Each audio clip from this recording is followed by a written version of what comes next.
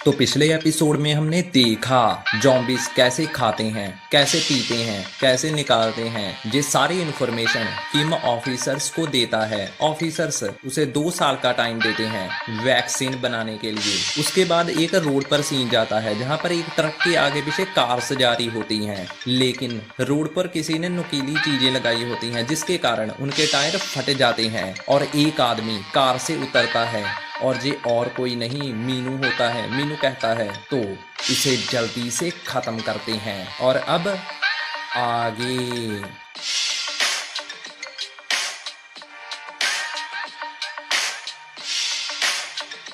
तो एपिसोड की स्टार्टिंग में अपने रूम में शेरिफ अपने दोस्त की, जो कि फौज में होता है, उसकी चिट्ठी आई होती है, उसे पढ़ रहा होता है। तो तुम लोग कैसे हो, कोई परेशानी तो खड़ी नहीं की? मैं हमेशा सोचता था हम चारों साथ रहेंगे, लेकिन हमें अलग हुए अब 3 महीने हो गए हैं। और तुम लोग कैसे हो? वैसे मैं अंदाजा लगा सकता हूँ अभी तुम क्या कर रहे होगे। शेरिफ अपने गुस्से की वजह से लड़ाई कर रहा होगा और सैमशिक अपनी लड़कियों की अजीब सी पसंद के साथ होगा। क्या तुम लोग जॉबिन को ज्यादा परेशान तो नहीं कर रहे? इतना पढ़ने के बाद शेरिफ थोड़ा सा हंसता है और आगे पढ़ने लगता है। फिर भी मैं जानना चाहूंगा कि तुम लोग क्या कर रहे हो। अगर मैं अपनी बात बताऊं तो मैं तो अच्छा शूटर बन गया हूँ। मेरा कोई भी टारगेट मिस नहीं होता अब, जहाँ पर मुझे बहुत ज्यादा मजा आ रहा है। अब जब मैं जहाँ से वापस आऊंगा तो मैं तुम्हें और चीजें बताऊंगा। अभी के लिए इतना काफी है। अभी के लिए अलविदा। इन रोड पर जाता है जहाँ पर पिछला एपिसोड खत्म हुआ था।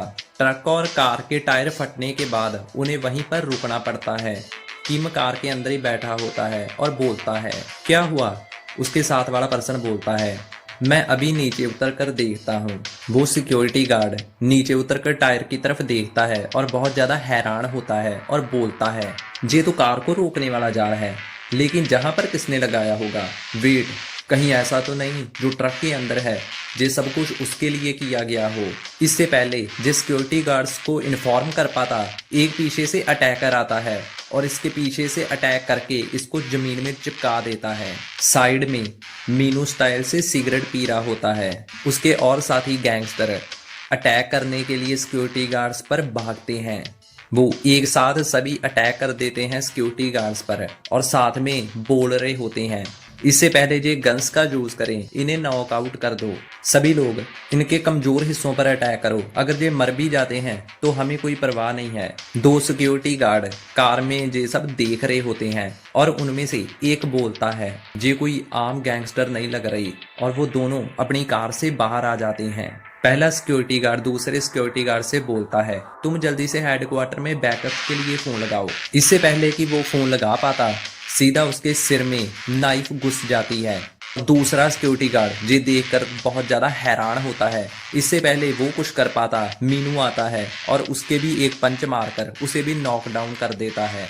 ये देखकर 2 सिक्योरिटी गार्ड मीनू पर शूट करने लगते हैं, लेकिन मीनू उसी नीचे पड़े बंदे को शील्ड की तरह यूज करता है और उनकी तरफ भागता जाता है। ये देखकर उनमें से एक बोलता है, वो ये तो पागल है, और मीनू इन दोनों को भी मार देता है। तभी हमें हंसने की आवाज आती है। एक पर्सन कार में हंस रहा होता है और जे और कोई नहीं, जे इनका बॉस होता है। जे कहता है, जे सब देखकर जे कहता है जे मीनू सच में एक नंबर का हरामखोर है, इसे सच में नहीं पता कि डर होता क्या है। उसके साथ वाला पर्सन बोलता है, हाँ देखो कैसे वो बुलेट्स के बीच में भाग रहा है।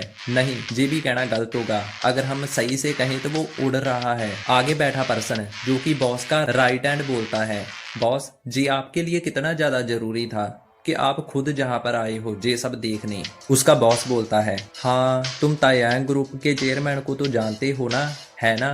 कल उनकी सेक्रेटरी आई थी मेरे पास, उसने मुझसे कहा था इस ट्रक में जो भी है तुम्हें किसी भी कीमत पर उसे हासिल करना है। आगे बैठा राइट हैंड मन में सोच रहा होता है, तायांग ग्रुप का हेड, वो तो कोरिया का इकोनॉमिक लीडर है।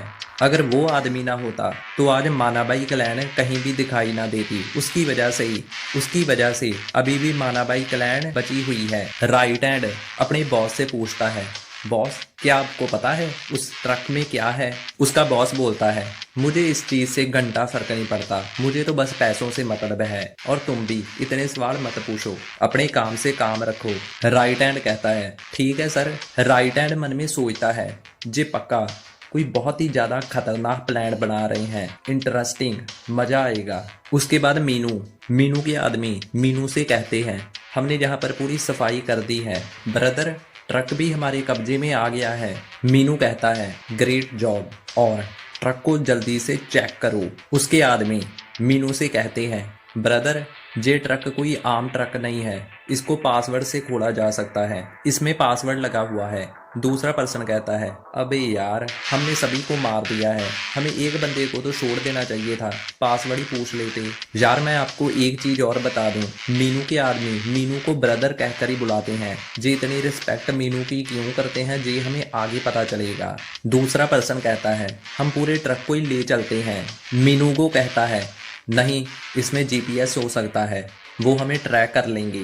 तभी उसके आदमी को छुपा हुआ एक पर्सन मिल जाता है, और जी और कोई नहीं, किम होता है। वो कहता है, जे ट्रक में ब्रदर छुपा हुआ था, और किम बहुत ज्यादा डर जाता है और दूर से ही बोलने लगता है, मुझे नहीं कुछ भी पता, प्लीज मुझे छोड़ दो। जे देखकर एक आदमी बोलता है, जे रोना धोना बंद कर, क्या ये कोई एजेंट है? मीनू कहता है, इसकी तलाशी लो, और तभी उसका कार्ड मिल जाता है। उस कार्ड की मदद से उनको सब कुछ इसके बारे में पता चल जाता है, और मीनू किम के फेस के पास आकर ट्रक के तरफ फिंगर पॉइंट कर मीनू बोलता है, हे, मैं तुमसे एक बार पूछूंगा, उस ट्रक का पासवर्ड क्या है? मुझे ये बंदा थोड़ा सा खतरनाक टाइप का लगता है। किम डरते हुए कहता है, मुझे नहीं पता, ये एक सीक्रेट इन्फॉर्मेशन है, ये एजेंट के पास ही होगी, इसका पासवर्ड एजेंट को ही पता होगा। मीनू कहता है, सीक्रेट, और ये कहकर उसके फेस के एक साइड पर नाइफ से कट मार देता है, जिससे किम की चीखें निकल जाती हैं। मीनू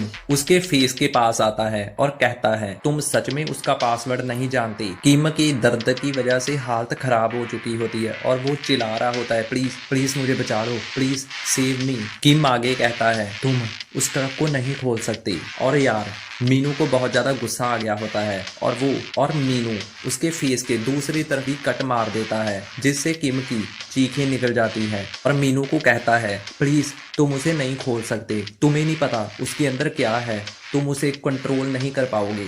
अगर मैं सिंपल सी बात बोलूं तो उस ट्रक के अंदर जॉम्बीज हैं, लेकिन मीनू मुझे उनसे भी ज्यादा खतरनाक लग रहा है। किम की ये बात सुनकर मीनू थोड़ा सा हैरान होकर कहता है, जहां पर तेरी जान जाने वाली है, तुझे ट्रक की पड़ी है कि उसमें क्या है? मीनू कहता है, मैं तुम्हें एक बात क्लियर कर दूं, मैं तुम्हें कोई आसान मौत नहीं देने वाला। और मीनू की आंखें लाल हो गई होती हैं। किम ये देखकर बहुत ज्यादा डर जाता है, उसे समझ में आ जाता है कि ये बंदा जो कहेगा वो करेगा, और वो डरते डरते उनको पासवर्ड बता देता है। मीनू के पीछे खड़ा बंदा कहता है, मैं अभी देखता हूँ। ब्रदर, इसका डोर ओपन हो गया है।